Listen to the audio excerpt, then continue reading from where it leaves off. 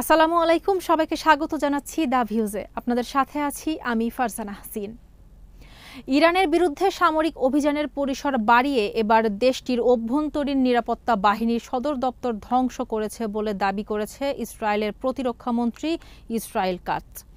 বুধবার সামাজিক যোগাযোগ মাধ্যম এক্সে এক পোস্টে কাটজ লিখেছেন, আমাদের বিমান বাহিনী ইরানি শাসক গোষ্ঠীর অভ্যন্তরীণ নিরাপত্তা সদর দপ্তর বা স্বৈর শাসকের প্রধান দমন যন্ত্র সম্পূর্ণ ধ্বংস করেছে।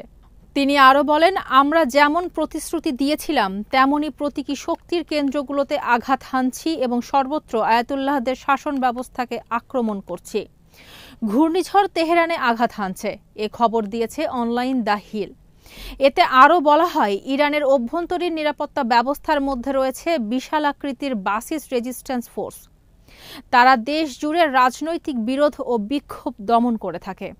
ইসরায়েলি প্রধানমন্ত্রী বেনিয়ামিন নেতানিয়াহু বারবার বলছে, ইরানের পক্ষ থেকে আসা পারমাণবিক হুমকি শেষ করতে এসব হামলা জরুরি।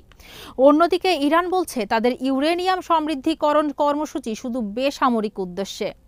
ওদিকে প্রেসিডেন্ট ডোনাল্ড ট্রাম্প ইসরায়েলকে সমর্থন দিয়ে ধীরে ধীরে যুক্তরাষ্ট্রের সরাসরি সামরিক হস্তক্ষেপের দিকে অগ্রসর হচ্ছেন।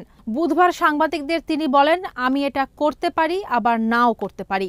কেউ জানে না আমি কি করব, তবে এটা বলতে পারি, ইরান এখন কঠিন সমস্যায় আছে। তিনি আরও বলেন, তারা এখন আলোচনা করতে চায়, আর আমি বলছি, এত মৃত্যু ও ধ্বংস হওয়ার আগে তারা আমার সঙ্গে কেন আলোচনা করেনি। তবে ট্রাম্প ইরানের সর্বোচ্চ ধর্মীয় নেতা আয়াতুল্লাহ আল খামেনির বিরুদ্ধে সরাসরি আঘাত হানার পরিকল্পনা থেকে পিছু হটেছেন। মঙ্গলবার ট্রাম্প বলেন, খামেনিকে লক্ষ্যবস্তু বানানো খুবই সহজ হতো, তবে এখনই তেমন কিছু করার পরিকল্পনা নেই। অন্যদিকে যুক্তরাষ্ট্রকে ইরান হুঁশিয়ারি দিয়ে বলেছে, যদি তারা এই যুদ্ধে হস্তক্ষেপ করে তবে তা একটি পূর্ণাঙ্গ যুদ্ধের দিকে গড়াতে পারে। খামেনি বলেন, আমরা কখনোই আত্মসমর্পণ করব না। এরই সাথে শেষ করছি সংবাদ। সবাই ভালো থাকুন, সুস্থ থাকুন আর নিরাপদে থাকুন। আল্লাহ হাফেজ।